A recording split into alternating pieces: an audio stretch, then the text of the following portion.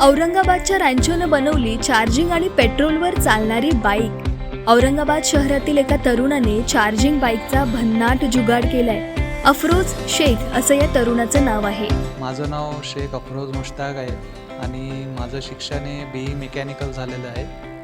मी पहिले कंपनीमध्ये जॉब करत होतो। 5-6 वर्षे मी जॉब केली आणि आता माझा स्वतःचा बिझनेस आहे। चार्जिंग आणि पेट्रोल असा दुहेरी संगम असलेली बाईक बनवण्यासाठी अफरोजला 3 महिन्यांचा कालावधी लागला। एकदा मला बाहेर जात असताना आमच्या गाडीतला पेट्रोल संपला आणि त्या दिवशी माझी खूप अडचण झाली। त्या दिवशी माझं असं लक्षात आलं की आपण जर ही बाईक इलेक्ट्रिक असली असती तर ही अडचण आपल्याला आली नसती। आणि ज्या पेट्रोलचे रेट्स वाढत आहेत दिवसेंदिवस ते पाहून मी असा निर्णय घेतला की आता आपल्याला या बाईक इलेक्ट्रिक आणि पेट्रोल दोन्हीवर करून टाकायची। म्हणजे सिटीवर जेव्हा सिटीमध्ये आपण फिरतो तर तिथे आपण याला इलेक्ट्रिक म्हणून वापरू शकता आणि जर आपल्याला हाय स्पीड पाहिजे हायवेवर तर आपण पेट्रोल मोडवर याला टाकू शकतो।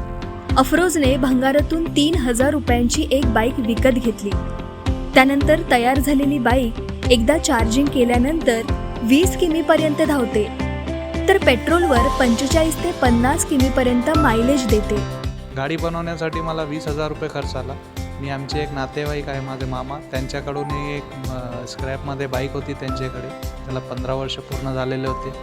त्यांच्याकडून मी 3000 रुपयाला ही बाईक घेतली आणि त्याचं जे कन्व्हर्जन कॉस्ट आहे ते मी DC मोटर बॅटरी वगैरे वापरून पूर्ण 20,000 रुपये खर्च आला। याला चार्जिंगसाठी 3 तास लागतात आणि एकदा पूर्ण चार्ज झाल्यावर ही बाईक 20 किलोमीटरपर्यंत चालते आणि याचा रनिंग कॉस्ट जे आहे 20 पैसे पर किलोमीटर आहे।